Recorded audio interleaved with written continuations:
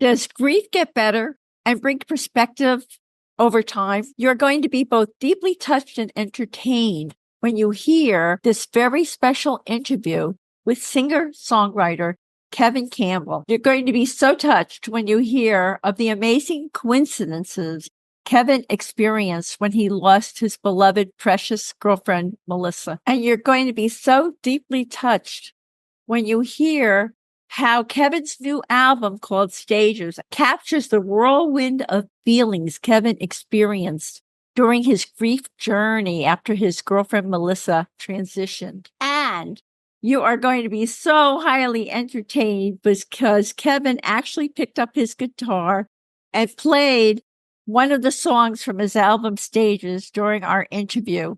And it was wonderful. Wait till you hear the lyrics. Hi there, and welcome to the Grief and Rebirth Podcast. I'm your host, author and trauma survivor Irene Weinberg, here to encourage you wherever you are in your healing journey. In each episode, I chat with incredible grief and trauma specialists, healers, mediums, and celebs, as well as remarkable people who have inspiring healing stories to share. If you're looking for a podcast that's both uplifting and inspiring, you've found it. Let us help you find your joy in life.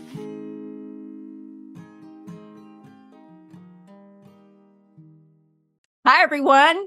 I'm speaking to you today from my studio in West Orange, New Jersey, and I could not be more delighted to have the pleasure of interviewing popular singer-songwriter Keven Campbell, whose songs are about life, love, and loss. Keven's latest album release, called The Stages, captures the whirlwind of feelings Keven experienced after losing Melissa, his girlfriend of 22 years, during the spring of 2021. Stages is Keven's sixth album, with its mix of styles ranging from blues, soul, jazz, funk, folk, country, and R&B. The songs chronicles Keven's journey through the well-known 7 stages of grief, while expressing the deep love Keven shared with his girlfriend, Melissa. Keven's love of the guitar and music started in the 6th grade music class, but unfortunately, that love ended shortly thereafter when an incident with a classmate got him banished to last chair for the rest of the year. After abandoning music altogether, Keven navigated the oft-taken route of athlete turned professional mascot turned actor turned filmmaker before a chance encounter with an inexpensive guitar in Montgomery Ward reawakened his love of music. After a 23-year run in Los Angeles, Keven now calls Raleigh, North Carolina home. And today, we are all going to enjoy an extra special treat on Grief and Rebirth Podcast, because not only am I going to ask Keven how he taught himself to play guitar at 26 years old, what were the amazing coincidences that occurred after Melissa transitioned, how his session with a medium 4 months after Melissa died helped him, the ways he helped himself to heal, and more. But Keven is going to explain the meaning of a few of his wonderful songs and play parts of one of them for us. Hi, Keven. Hey, how are you doing? A heartfelt welcome to Grief and Rebirth Podcast. Thanks so much for having me. It's so my pleasure. This is going to be fun. I'm really looking forward to it. And I listened to your album, and it's wonderful. And I really am so happy to share you and your music with our audience. So let's begin with this question, because I want everyone to get to know you from the beginning.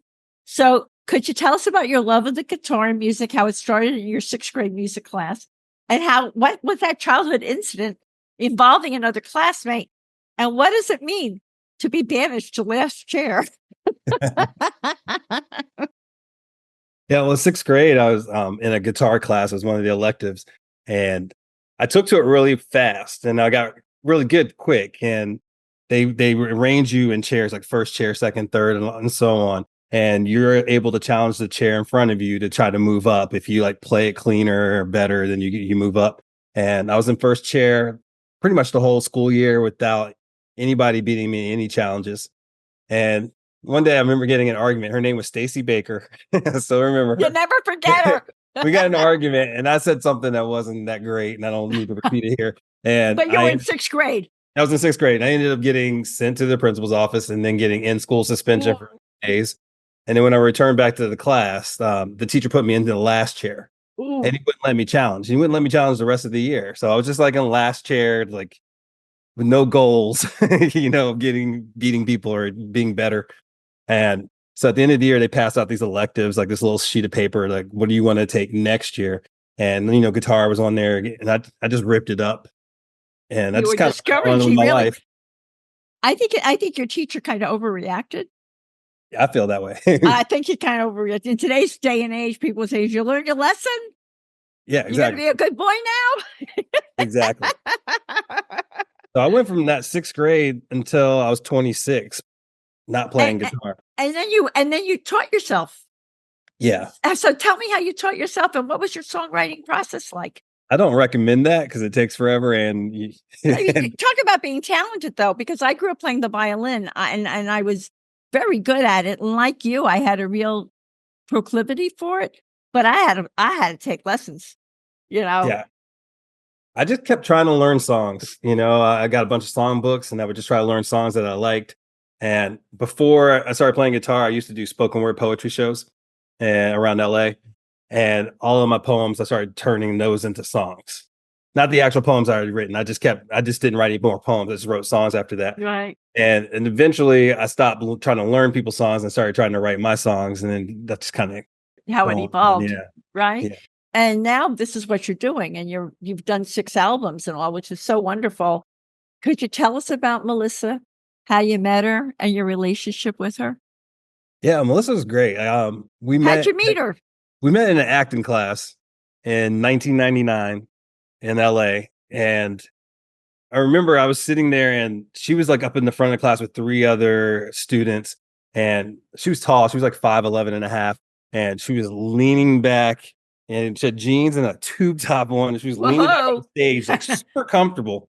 And the teacher was going around asking each person, like to tell something about themselves and like something special that they had, like they could do.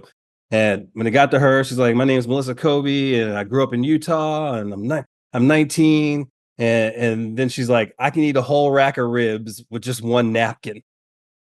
And I was like, "Who says that? How is that anybody's special talent?" And I'm like, "Why is she so comfortable?"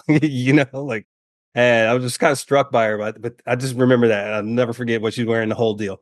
And we kind of were friends in class for like a few months. And then one day she got like 3 months later after I knew her, she had gotten her hair straightened and she came to class more dressed up than normal.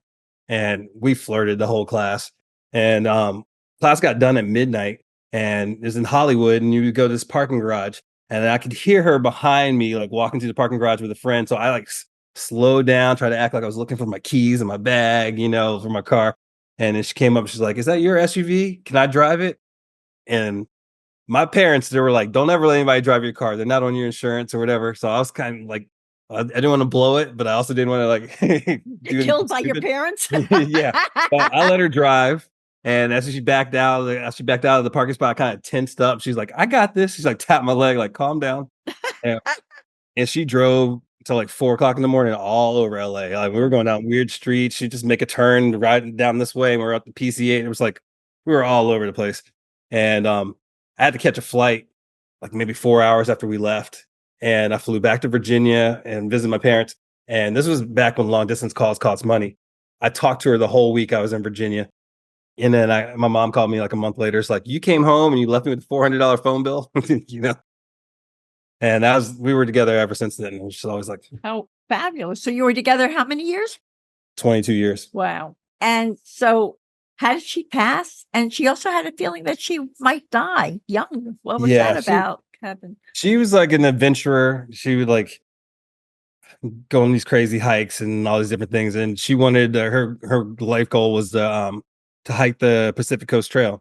She had a very successful like photography business, so she couldn't just take the 6 months it needed to go from Mexico all the way up to Canada and just do the trail. So she would just do 2 weeks every year and then just start where she had finished the year before. So she had started doing this hike and she was doing it with a friend. and the weather turned. It was supposed to be like high 80s, low 90s. And the day she died, it hit like 110 degrees by 10 a.m. Yeah, and they had like knew it was getting hotter and they were trying to get off the trail. They like left like 2:30 in the morning with headlamps trying to like get to a spot where they could get off the trail. But she was starting to fatigue like around like 9 o'clock or so in the morning. And she ended up passing away from heat exhaustion. Wow. Oh my God. Why did she have a feeling that she might die young? I didn't know this. Like it wasn't anything that she had said to me, but she had had a bunch of dreams and different experiences that led her to kind of believe that it was going to happen. And then she like wrote a letter to me that I didn't know about, and like I found this letter maybe a month and a half after she had died. It was the first day after she died that I didn't have somebody in my house. I wasn't planning a memorial or I wasn't fielding 1,000 calls. It was like my first day by myself. And I was watching that show, Ted Lasso, and my dog was beside me on the couch.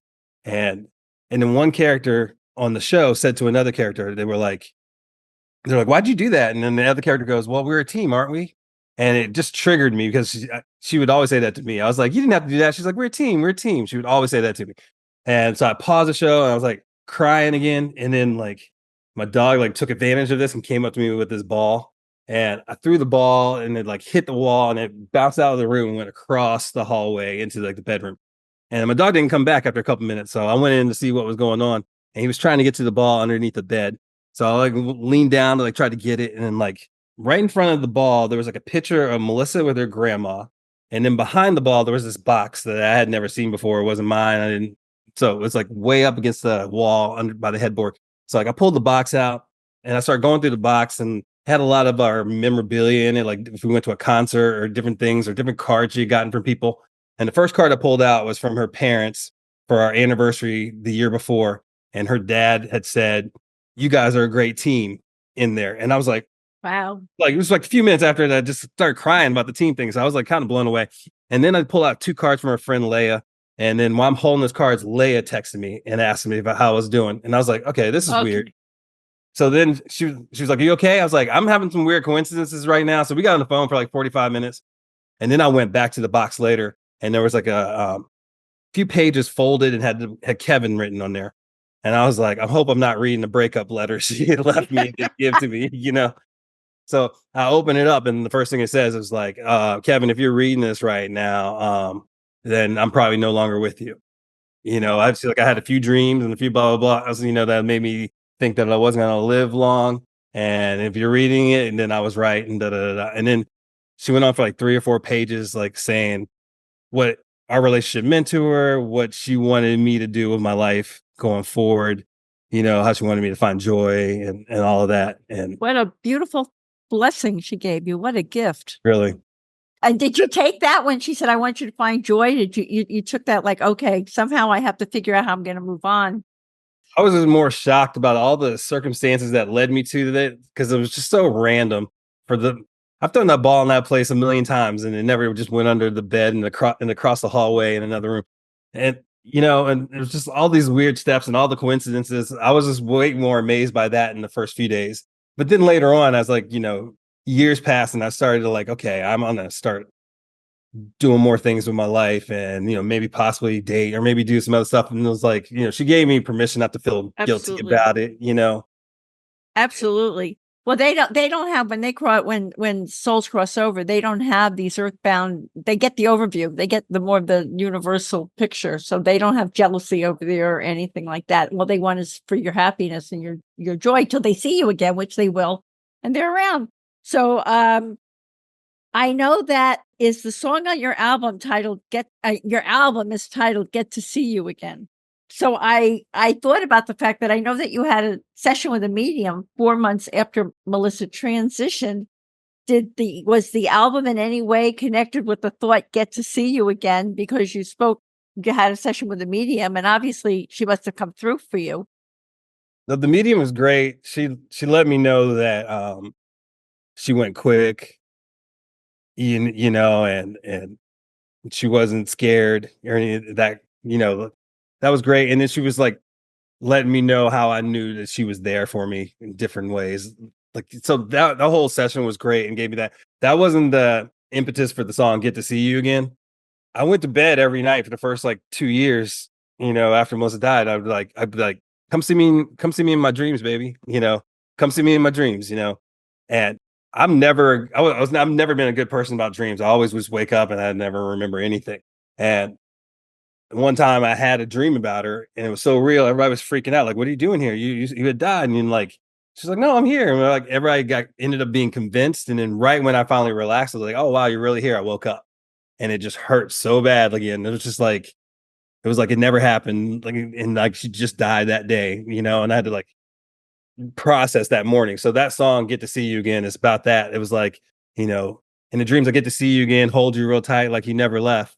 But I wake up and it's like it hurts all over again. So, yeah, it triggers you right back. But now you get these messages and all, and now you're working on moving through to begin to heal. So you start writing about your grief, and you employed some other healing modalities also, right? How did you start moving through? I mean, I think I read that you meditated. What else did you do? I mean, at the beginning, I said yes to so many things. I'd been like a no person for a good decade. Like, I hated things on my calendar. I hated like I just like being done with things. And I was always like that. And I just kind of got to the point where I was like, if I keep saying no to these people when they're out here trying to help me and trying to keep me company, then they'll probably eventually stop asking and then I'll just be alone. So I started saying yes to stuff. And that really just showed me how much people cared about me. And, and it got me out of the house and got me doing things. I was able to talk about Melissa, with them and, and I was able to talk through a lot of things. So that's the number one thing I would say is to say yes to things. Don't shut yourself off from people. And that would be a lesson. That's a big lesson you learned from going through this trauma and everything. You learned to open yourself up more. Yeah. And when she died, all my bills doubled. Everything doubled, like my rent, my bills, everything doubled. So I couldn't afford to go to therapy right then. So I just journaled. So I wouldn't just keep these thoughts swirling in my head. And I was scared I was going to forget things. So anytime I thought something that I thought was special, I tried to write it down so I could always look back and just remember those memories so that like definitely helped. I read grief books and stuff that people sent me at first and they were helpful because like I got to see that people, it's a universal thing that people are going through this and the way they feel. Mm-hmm. But I would have people that had lost their husbands or lost their kids contact me. Some people I knew, some people I didn't know, some people I wasn't even really close to. Those people helped a lot, because like I was able to look at their lives, look at what they were posting that day, and they were in a way better place than I was at that time. And I was like, okay, so it's possible to get to that point where you're smiling at a picture, Mm-hmm. Because after she died, I was like, how am I going to ever write another exclamation point again? Like, right. You're like lost. Absolutely. So those people that reached out, that was helpful. I would run until it hurt. I would just be physically tired, from a run or exercising. And that like truly helped, and songwriting was always the way like I made sense of the world. But I didn't feel like writing, right after she died, because like she was with me. I got my first guitar. I just couldn't even. A lot of songs I wrote before that were about our relationship, about love, and all this stuff. So I didn't even feel like playing those, and I didn't really play for like 3 months. And then when I really first picked up the guitar, the first song on the album, "Lost at Sea," kind of fell out. And then a few months passed by, and then I revisited a song that I never put out. It was like a love song that I wrote that kind of felt generic, and I was like, I can't really finish this one. But I revisited it from the new perspective, and I rewrote most of it, but I kind of kept like this chorus part, and that was "Every Time," and that was like the second song on this album. And then a few more months passed, and then I wrote like "Get to See You Again," and then a few more months passed, and then when I decided I needed to make the album, like that's when I wrote "Cocoon," and "Cocoon," that's the last song on the album. That's me saying like I need a little bit more time to mourn old me, like who I was when I was with her, because I wasn't the same anymore, and I missed that guy, and I missed her, and it was like making peace with that, Yeah. And then I realized I didn't set out like I'm going to write an album called The Stages and this is what it's about. But when I looked at it, I was like, each point where I wrote the song, I was like at a different point in my healing. I mean, when I wrote Lost at Sea, I was lost. I was still in shock. I was I'm still sure coming to everyone in terms. this listening to this podcast can relate to exactly what you're talking about too. Yeah. And then all the grief books were like, your grief's gonna come in waves, and everything was like ocean related. So like I was thinking that, and when I wrote Lost at Sea. But by the time I wrote like the 6th and 7th song of the album, I was like laughing with friends. I was getting excited about things. I was getting excited about a gig I had coming up. I was getting, excited to see family that weekend. Like, it wasn't just like all in the past and all sad all the time, Right. So I started trying to write from that perspective. And that's like what led to that song, Baby, We Made It. To me, it was like, who's celebrating our relationship other than me? Like your goal when you get together is till death till you part. And what happens when somebody dies? It's like, well, you actually made it to what the goal was, and it's just like nothing broke us up. No, all the ups and downs we had, we worked through them, and it was death that like was separated us, So I was like, baby, we made it, and that was a song just to celebrate the relationship because nobody else would. And I hope that other people that were like in relationships and lost their spouse could like listen to a song like that and be proud of their relationship and not just look at it with regret only. I think it's a wonderful album for people who are struggling and moving through and they can relate to it. And it's a great comfort for them. I mean, it's wonderful. And I also know that you say that grief made you the best version of yourself. So you had your past, Keven, that was there and you're lamenting and you're moving on. But who's this Keven now, the best version of himself who we're talking to now?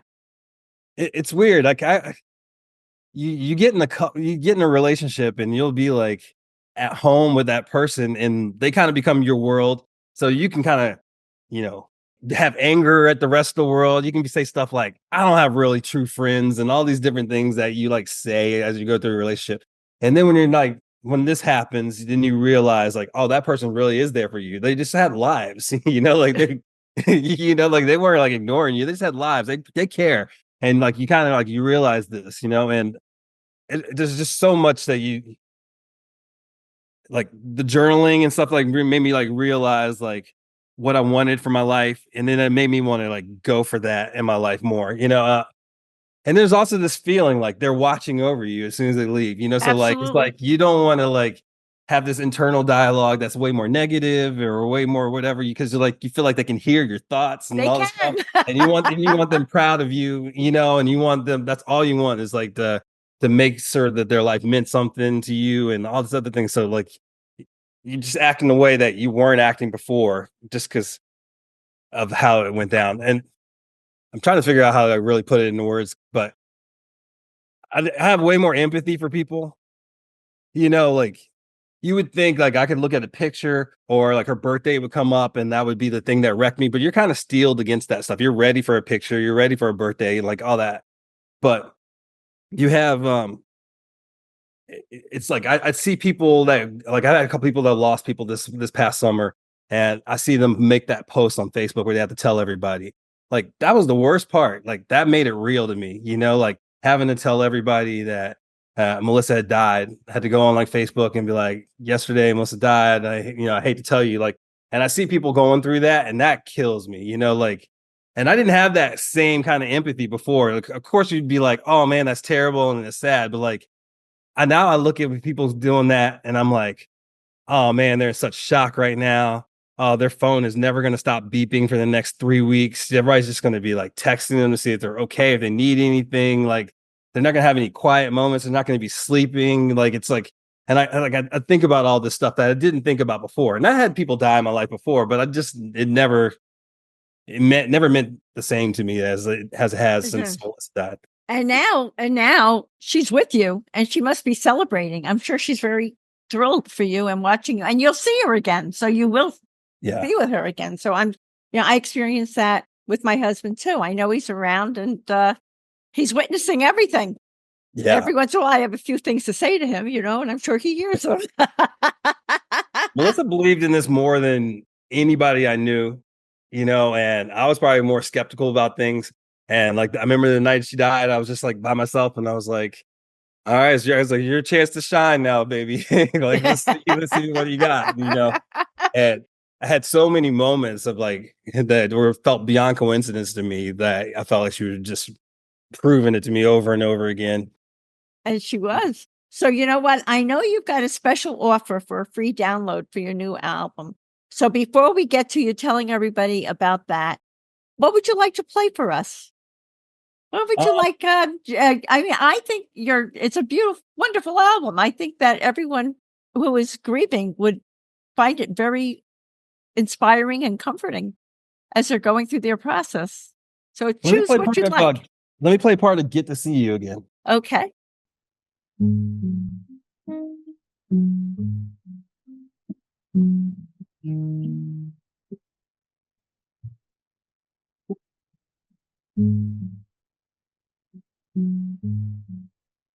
My heart aches and it quakes and it takes a whole day to break out of this funk inside my head.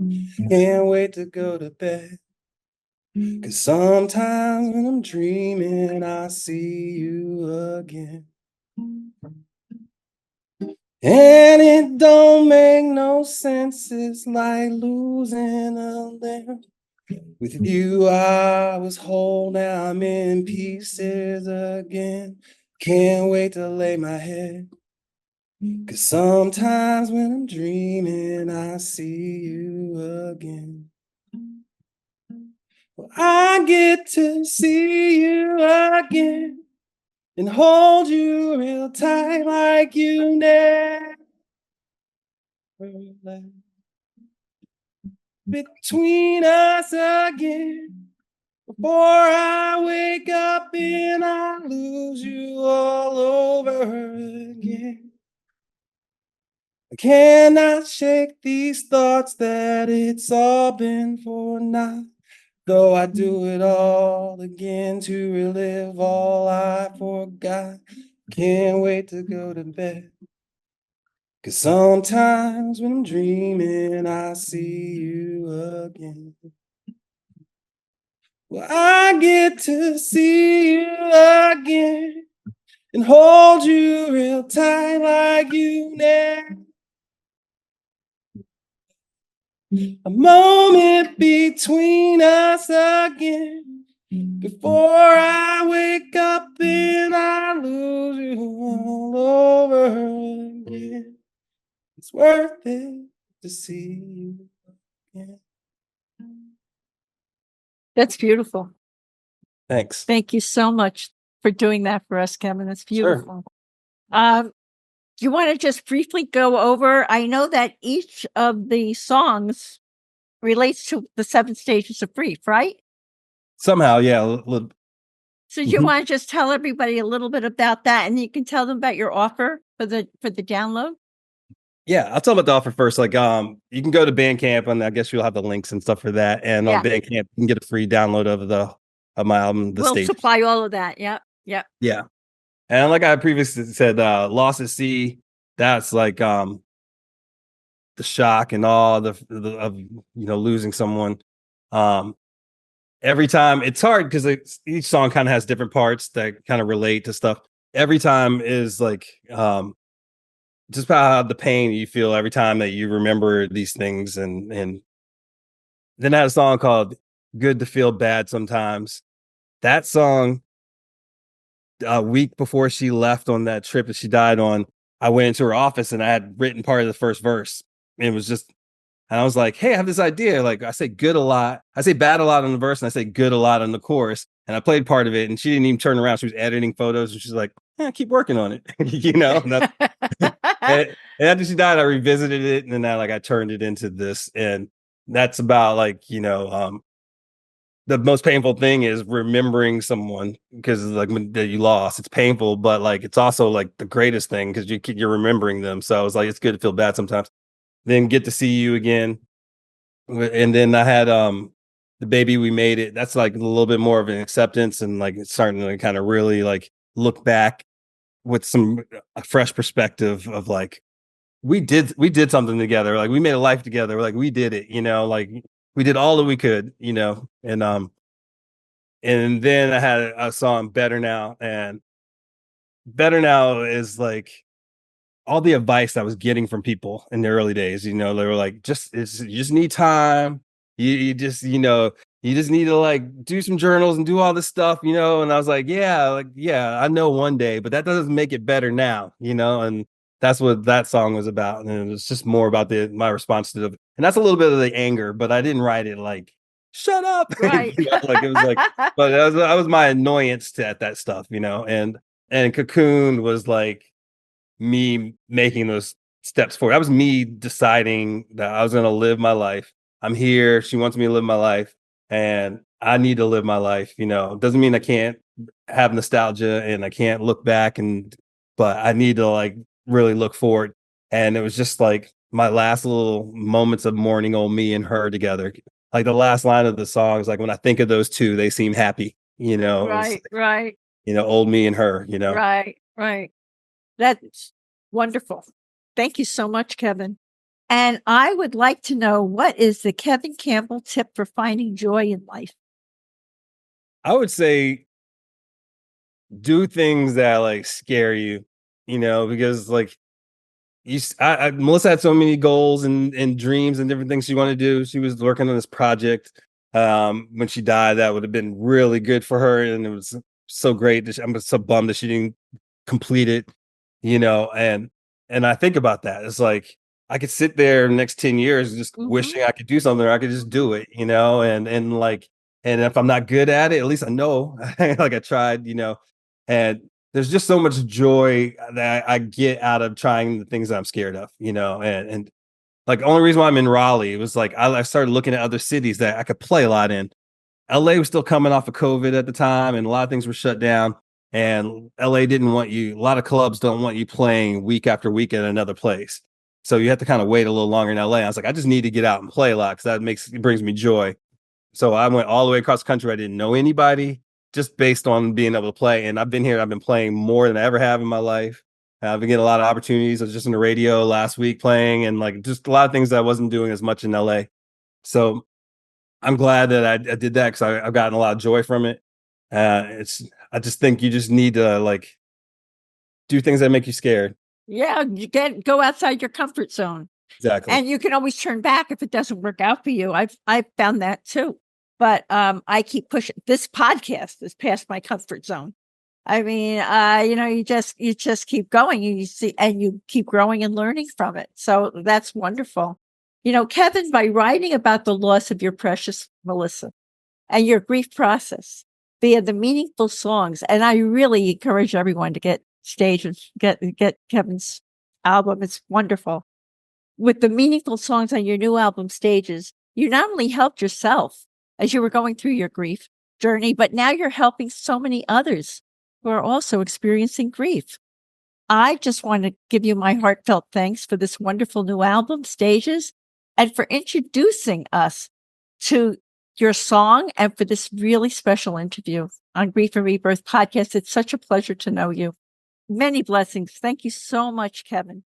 Thanks for having me. Oh, my pleasure. And as I like to say to our Grief and Rebirth Podcast audience, to be continued. To be continued. Many blessings. Thanks again, Keven. Thank you. Thank you.